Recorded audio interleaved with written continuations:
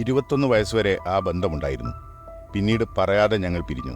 ശാലിനിയുടെ സഹോദരൻ റിച്ചാർഡുമായുള്ള പ്രണയത്തെക്കുറിച്ച് Shakeela. Play girls എന്ന തമിഴ് സിനിമയിൽ വേഷം ചെയ്തുകൊണ്ട് 18-ാം വയസ്സിൽ സിനിമാ ജീവിതം ആരംഭിച്ച താരമാണ് ഷക്കീല. ഇളമനസ്സെ കില്ലാതെ എന്ന തമിഴ് ചിത്രത്തിലെ പ്രകടനത്തോടെ മുഖ്യധാരയിൽ ശ്രദ്ധിക്കപ്പെട്ട ഷക്കീല മലയാളത്തിൽ കിന്നാരത്തുമ്പികൾ എന്ന ചിത്രത്തിൽ അഭിനയിച്ചതോടെ കൂടുതൽ ശ്രദ്ധിക്കപ്പെട്ടു. ചിത്രം വൻ വിജയമായിരുന്നു. പിന്നാലെ ഒട്ടേറെ മലയാളം സിനിമകളിൽ വേഷമിട്ടിട്ടുണ്ട്. ഡ്രൈവിംഗ് സ്കൂൾ, സിസ്റ്റർ മരിയ തുടങ്ങിയ ചിത്രങ്ങളിലെ നടിയുടെ വേഷം ശ്രദ്ധിക്കപ്പെട്ടു. എന്നാൽ ഇത്തരം ചിത്രങ്ങൾക്ക് പ്രേക്ഷകർ കുറഞ്ഞതോടെ ഇവർ മുഖ്യധാരാ ചിത്രങ്ങളിൽ ചെറിയ വേഷങ്ങളിൽ അഭിനയിച്ചു തുടങ്ങി. തമിഴിലായിരുന്നു കൂടുതലും.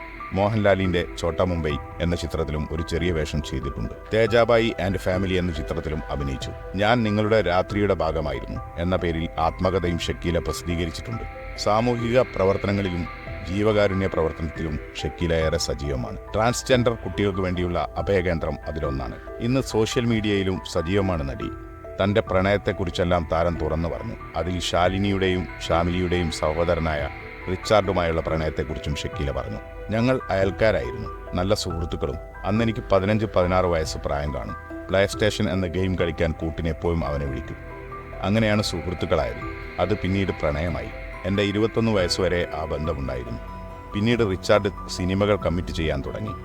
ഞാനും തിരക്കിലായി. പ്രശ്നങ്ങളൊന്നും ഇല്ലാതെ പറയാതെ തന്നെ ഞങ്ങൾ വേർപിരിഞ്ഞു. എന്തിനായിരുന്നു ആ പ്രണയം കൈവിട്ട് കളഞ്ഞത്? സംസാരിക്കാമായിരുന്നില്ലേ എന്നൊക്കെ ഓർത്ത് ഇപ്പോഴും എനിക്കൊരു ഫീൽ തോന്നാറുണ്ട്, ഷക്കീല പറഞ്ഞു. പക്ഷേ റിച്ചാർഡ് ഇപ്പോഴും എൻ്റെ നല്ല സുഹൃത്തുക്കളിൽ ഒരാളാണെന്നും ഷക്കീല കൂട്ടിച്ചേർത്തു.